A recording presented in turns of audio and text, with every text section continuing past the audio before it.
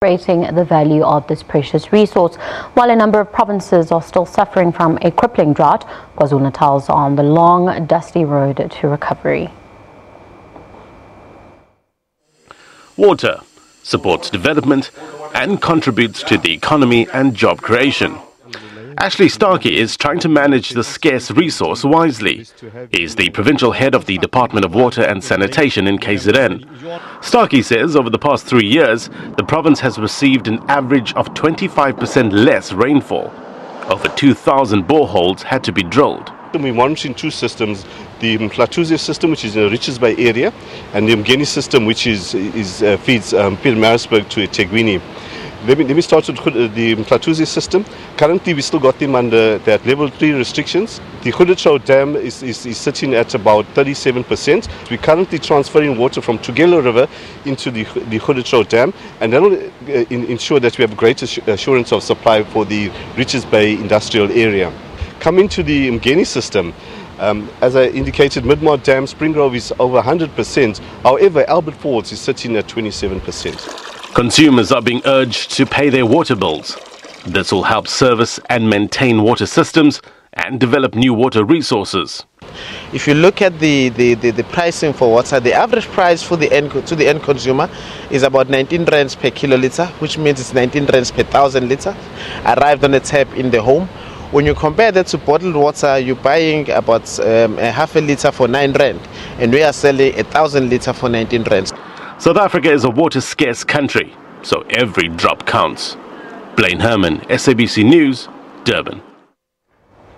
And to further discuss the importance of Water Week, on the line we're now joined by the Department of Water and Sanitation spokesperson, Sputnik Ratau. Good evening, Mr. Ratau, and thank you very much for joining us on SABC News. Now, what is National Water Week all about?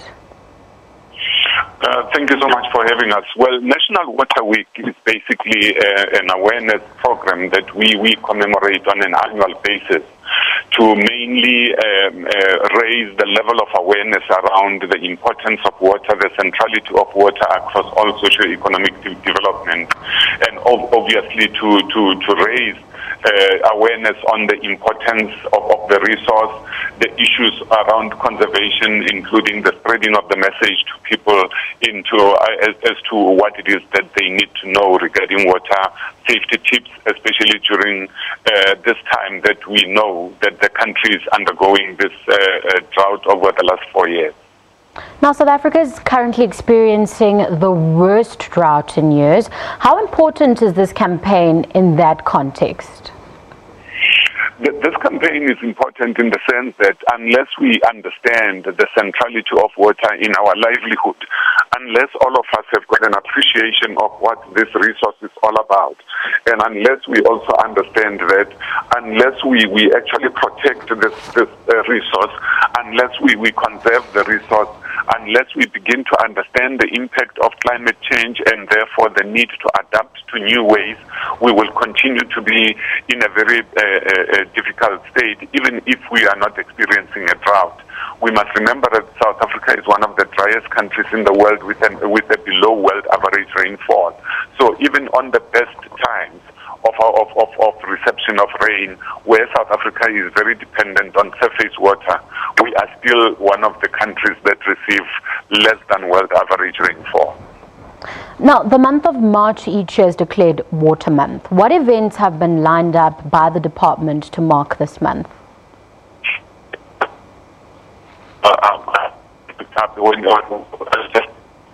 Mr. Ratau? Yes, I'm right here. Can you hear me? Yes, I'm referring to the month of March being declared Water Month. Exactly which events have you lined up as a department to mark this month?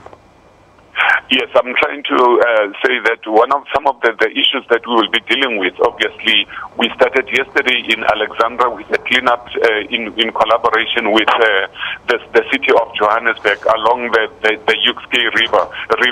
We will be looking at the role of business towards active citizenry in saving water, and this will be the department together with Operation SA and Miss S South Africa, as well as the commemoration celebration of World Water Day, where we will be briefing diplomats on what the country is all about, and that will be on the 22nd, in line with World Water Day throughout the world. And we will also be looking at one of our major events in the Waterberg District Municipality in Limpopo, which we know is a very critical area because of the number of jobs that are lined up to be started in that area because of the mining activities and so on. And yet, at the same time, the district has been adversely affected by drought.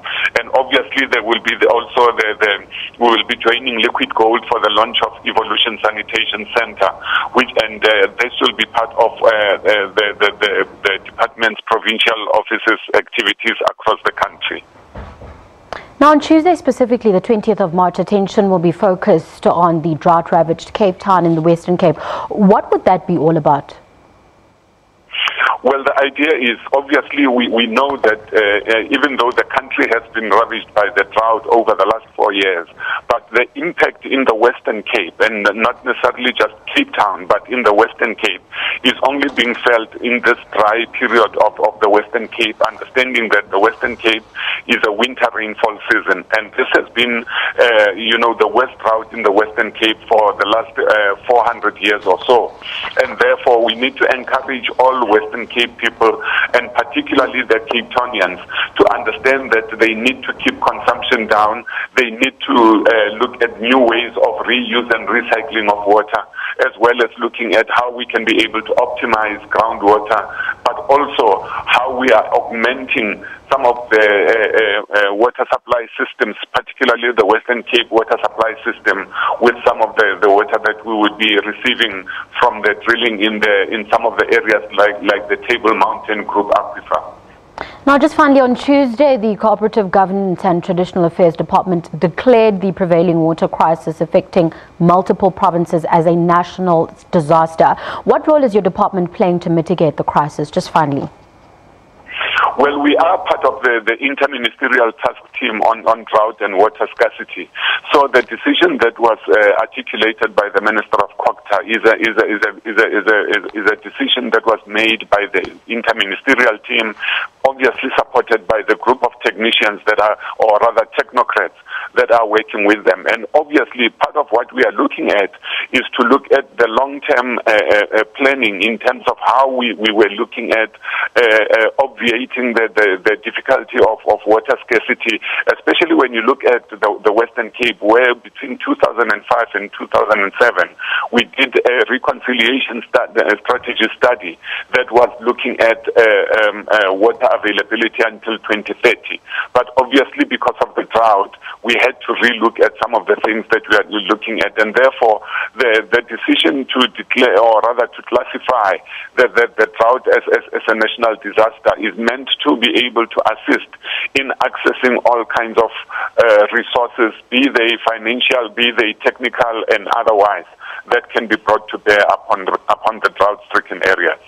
We'll have to leave it there, Mr. Ratau. Thank you very much for joining us on SABC News. That was the spokesperson for the Department of Water and Sanitation, Sputnik Ratau.